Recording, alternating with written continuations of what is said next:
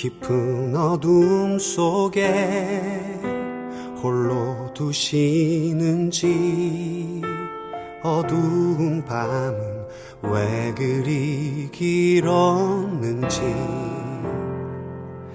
나를 고독하게, 나를 낮아지게, 세상 어디도 기댈 곳이 없게 하셨네.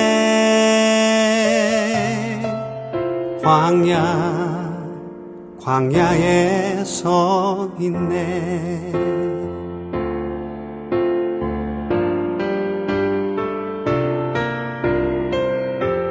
주님만 내 도움이 되시고, 주님만 내 빛이 되시는, 주님만 내 친구 되시는 광야. 주님 손 놓고는 단 하루도 살 수 없는 곳,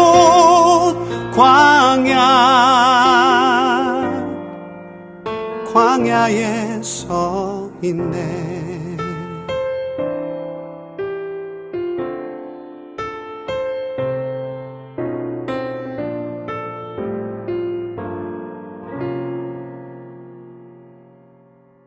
왜 나를 깊은 어둠 속에 홀로 두시는지, 어두운 밤은 왜 그리 길었는지,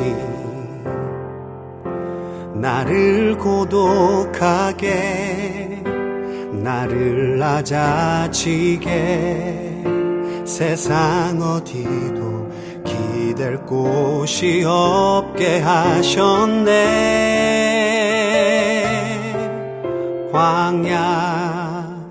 광야에 서 있네.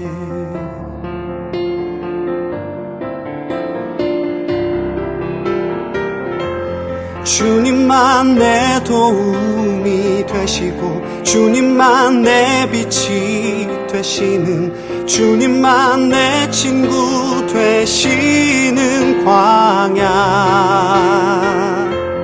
주님 손 놓고는 단 하루도 살 수 없는 곳, 광야.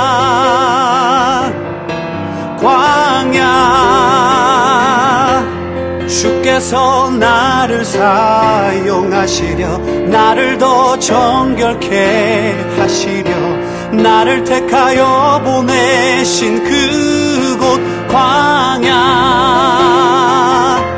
성령이 내 영을 다시 태어나게 하는 곳,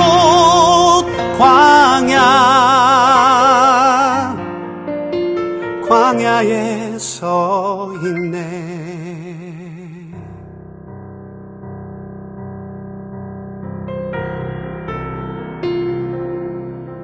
내 자가 산산이 깨지고 높아지려 했던 내 꿈도 주님 앞에 내어놓고, 오직 주님 뜻만 이루어지기를, 나를 통해 주님만 드러나시기를.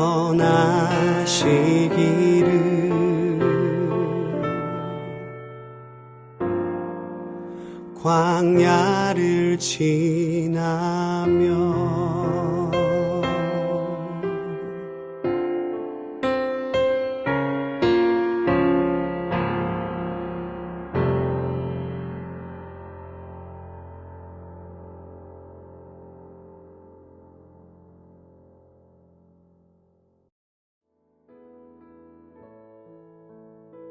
안녕하세요. 3월 8일 금요일입니다. 오늘도 하나님의 말씀으로 힘을 얻고 예수님과 동행하는 저와 여러분이 되기를 바랍니다. 오늘 본문에서 예수님은 유대 지경과 요단강 건너편으로 가셨습니다. 이곳은 헤롯 안디바의 통치 지역으로, 헤롯 안디바는 자기 동생과 이혼한 헤로디아와 결혼한 일로 세례 요한의 비판을 받다가 요한을 참수한 전력이 있는 자였습니다.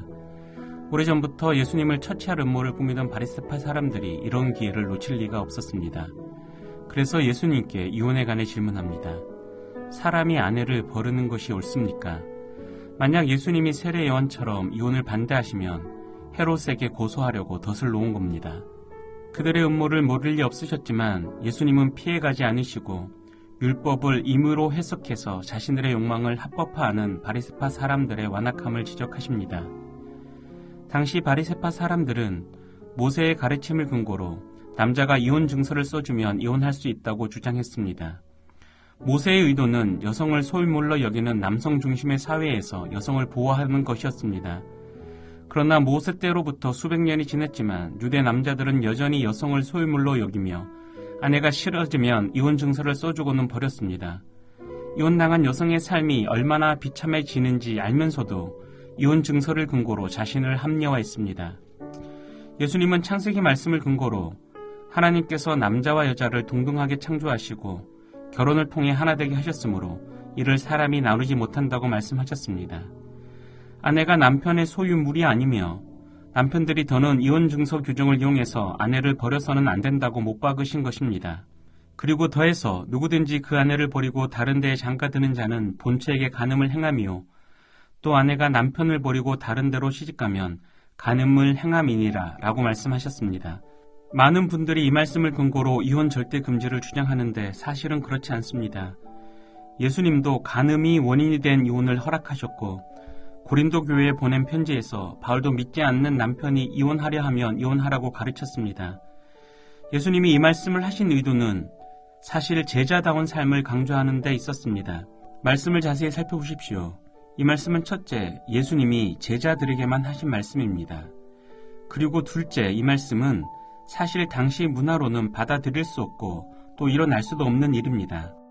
앞에서 말씀드린 대로 당시 남편들은 아내에게 이혼 증서만 써주면 언제든 이혼할 수 있었고 곧 다른 여자와 결혼해도 문제가 되지 않았습니다. 이를 간음으로 여길 수 있는 개념 자체가 그들에게는 없었습니다. 또한 여자가 남편을 버리고 다른 남자에게 간다는 것은 심지어 전례를 찾기도 힘든 일이었습니다. 소유물이 주인을 버리는 경우는 없고 혹 몰래 다른 남자와 간음을 했다면 명예살인을 당하거나 사회에서 완전히 매장될 수도 있기 때문입니다. 예수님은 지금 개념에도 없고 실제로 일어나지 않는 일을 과장해서 제자들에게 말씀하고 계십니다. 어제도 말씀드렸지만 예수님이 과장법을 쓰시는 이유는 하나입니다. 제자들에게 강력한 메시지를 전해주시는 겁니다. 그러면 이 말씀을 통해서 예수님께서 제자들에게 전하시려는 그 메시지는 무엇입니까? 제자라면 하나님이 창조하신 가정을 순결하게 지켜야 한다. 그리고 그 책임은 남편과 아내 모두에게 동등하게 있다입니다. 먼저 제자들이 가정을 순결하게 지켜야 하는 이유는 하나님 나라 공동체의 DNA가 사랑으로 서로 섬기는 것이기 때문입니다. 사랑으로 서로 섬기는 일은 사실 가정에서 가장 밀도 있게 실천할 수 있습니다. 따라서 누구든 공동체 일꾼을 자처하면서 가정을 돌보지 않으면 의심해야 합니다. 가장 가까운 관계에서 실천되지 못한 사랑이 그보다 큰 관계에서 실천될 수 없습니다.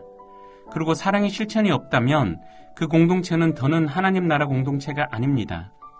두 번째로 가정을 지키는 책임이 남편과 아내에게 동등하게 있다는 것은 사실 오늘을 사는 우리에게는 너무나 당연한 이야기입니다.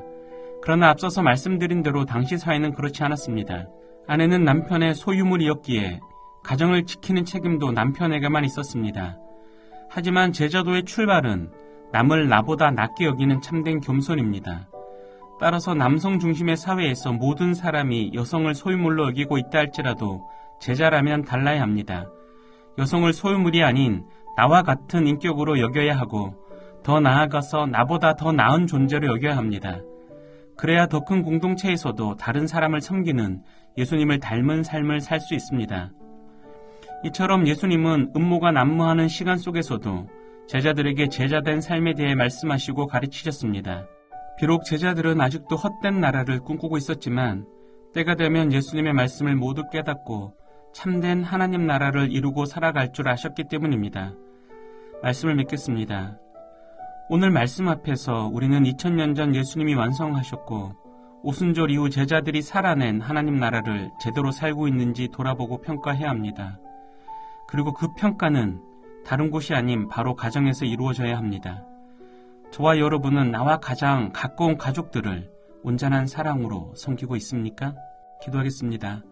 하나님, 우리에게 가정의 소중함을 깨닫게 하시고 하나님 나라 백성답게 온전한 사랑을 가정에서부터 실천하게 하옵소서.